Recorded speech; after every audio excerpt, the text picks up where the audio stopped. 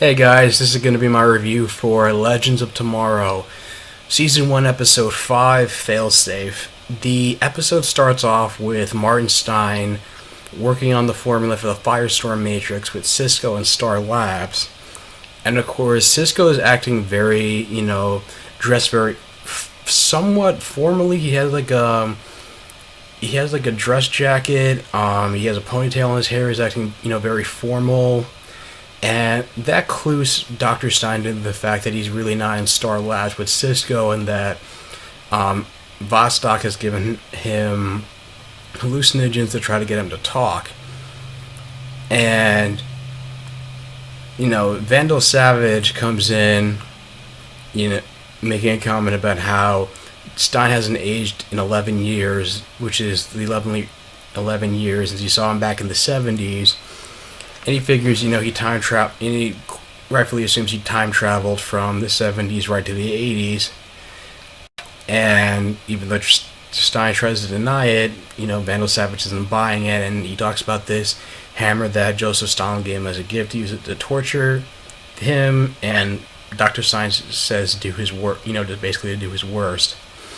Meanwhile, Rip is going over, and basically Jax is sensing that because he's connected to Stein that he's in pain, and he tells Kendra about it, and he remembers how Dr. Stein talked about how when last time he was captured, Ronnie was able to, use like some glass, like carve a message into his arm, and he basically tells Dr. Stein that they're coming, or they hang on, and Rip tries to talk about a rescue plan to try to get into the Gulag, and Jax and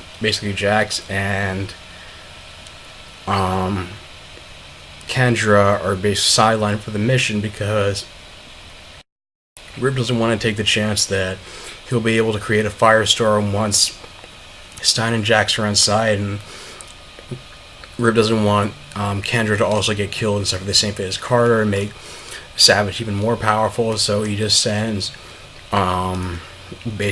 Captain Cold and as well as Sarah on the rescue mission. But Rip takes Sarah aside and tells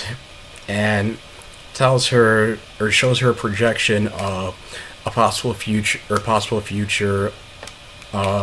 alternate Star City in 2016, in which the Soviet Union wins the Cold War thanks to the Firestorm Matrix, being able to get the Firestorm Matrix to work and create their own army of Soviet firestorms, and shows like images of an army of firestorms destroying Star City, and basically saying if they aren't able to rescue Stein, that it's Sarah's responsibility to kill Stein to make sure that to avert the possible dark future.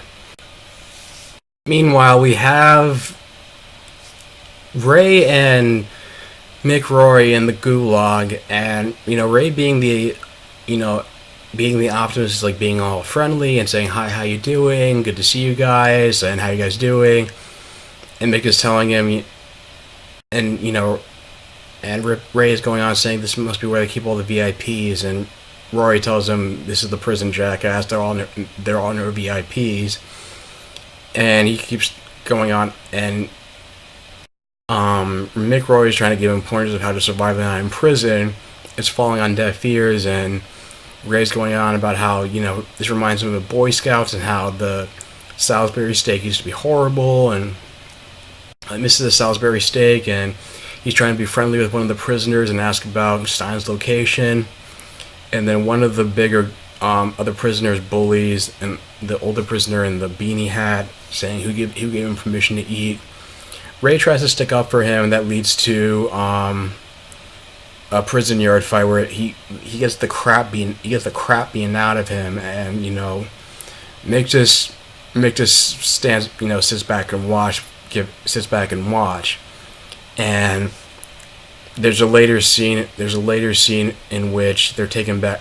There's a later scene in which, since Savage and Vostok know that Stein will probably be resistant to torture, they decide to torture Mick Rory and Ray. and Ray starts trash talking one of the torturers about how he slept with his mom and making yo mama jokes, and takes a beating for Ray, and not wanting to see them suffer. Not wanting to see them suffer. Stein agrees to go along with his plans and give him the formula for the Firestorm Matrix. And during that time, Leonard Snart and Sarah Lance are getting prepared for the rescue operation. Leonard Snart deduces what Rip asked Sarah to do, which is basically to kill Stein as the last resort. She doesn't want to do that, and I guess Stein, and I guess Snart just says, I'm a crook, you're a killer, you're gonna do what you have to do. I could care less about the other people who are trying to rescue. I just need to get McRory out of there. And they basically able to break in by having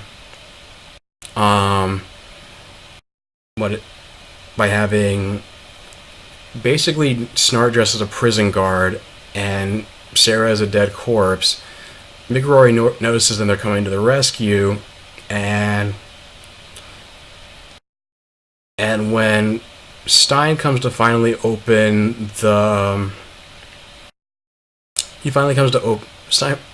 Not Stein. When Snart finally comes to rescue Rory, he tells them that he insists on taking Ray with them because of the fact that Ray took a beating for Rory, and that he should come and he should come, and they basically have this whole back and forth as to whether or not Ray is even worth saving. And while Snart's having the back and forth, Sarah's able to tries to take out some of the guards, but they're still able to get Stein to the reactor. She tells Rip about it, and Rip tells them, what you have to do. But then Jax and Kendra come in and argue with them, saying that they shouldn't be sidelined, that if Kendra can get Jax into the Gulag, they will be able to merge, and they'll both be able to fly everybody out of there and create a distraction, etc., etc. And Rip decides to take the jump ship to the Gulag with Kendra and Jax in tow. Kendra confronts Vandal Savage until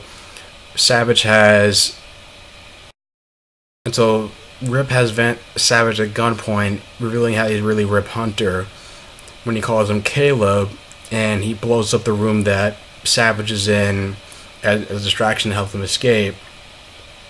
And Jax is able to get in to shut off the power to the prison. Allowing Snart, Rory, and Ray to make their escape. And Sarah sees Stein being taken to the reactor, and she has the sniper rifle ready to take the shot. And Rip tries to tell him to abort the mission. That she doesn't need to kill Stein, but she seems like she's made her mind up, realizing because she doesn't want her, presumably Oliver and Laurel and everybody, to basically just die in the future. And it's Leonard Snart of all people saying that you're not the assassin that you once were. That's the assassin you telling you to make the decisions, make the decision. And Sarah eventually relents, but unfortunately Vostok is able to go into the reactor and merge with Stein to become like a female Firestorm, but because she doesn't have a splicer, she's unstable, and Stein warns her about that while they're merged. And when Vostok, or the female Firestorm, comes out and starts attacking the prisoners and the guards, Jax tries to reason with him, saying that he understands that Stein was so hard on him because he didn't want to lose him the way Stein lost Ronnie. And how he came to this conclusion is I mean, if you really knew that, because considering like their telepathic link, then, or maybe just deduction. I don't know why. Well, the whole point of the argument in their last episode, but whatever. He's able to basically after talking with, being able to communicate with Stein inside of Vostok, she's able to convince Stein to take enough control to not only stop Vostok from launching a fireball at Jax, but also to separate from Vostok. But because they don't have a splicer, she starts being enveloped in blue flames the way that Martin Stein was in like episodes 3 and 4 when he didn't have a stable half of a firestorm. And so everybody's able to make a break for it into the jump ship, and Vostok explodes into this mini nuclear explosion, killing herself and whoever's in the prison, and presumably destroying the Gulag. And in a funny moment, Snart was able to steal some like Russian vodka for everybody to take shots and celebrate. And Rip is able, comments on Sarah being able to grasp onto her humanity and not take the easy way out and just kill Stein. And then the whole happy moment and Rory thanks Ray for taking the beating for him and saying now they're even, let's not make a big deal out of it. And basically the whole happy moment is ruined by the fact that even though they're in the temporal zone, neutral temporal zone where they're supposed to be safe, they're being chased down by that bounty hunter Kronos, and he fires missiles at the Wave Rider, and even though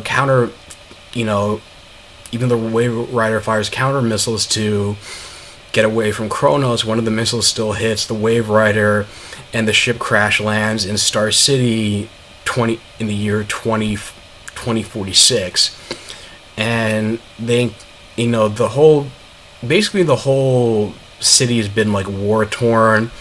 Palma Tech has been changed to Smoke Tech, just so Ray and Sarah realize where they are, and they see who appears to be Green Arrow on top of a car, and they try to tell, and Sarah and Ray try to tell the Green Arrow who they are, and then you find out that it's not Oliver Queen, it's presumably Connor Hawke, and the last shot of the episode is him firing an arrow at the Legends. And this is an episode I'm really excited for, going to this like apocalyptic future. They said in the promo that Oliver Queen was dead, but there have also been rumors that but then again, there have been press releases saying that we see like an older version of Oliver Queen, and that he'd be missing an arm, just like how he didn't have an arm in the Dark Knight Returns comic book. So, I mean, we just have to wait and see. But overall, this is a really good episode. A very solid episode, just as good as last week. Maybe I think it was even better, just because it was more use of Kendra and Jax out in the field. But anyway, guys, what do you think of the episode? Leave your thoughts in the comments down below. If you like this video, like, share, and subscribe, and I'll talk to you guys soon. Take care.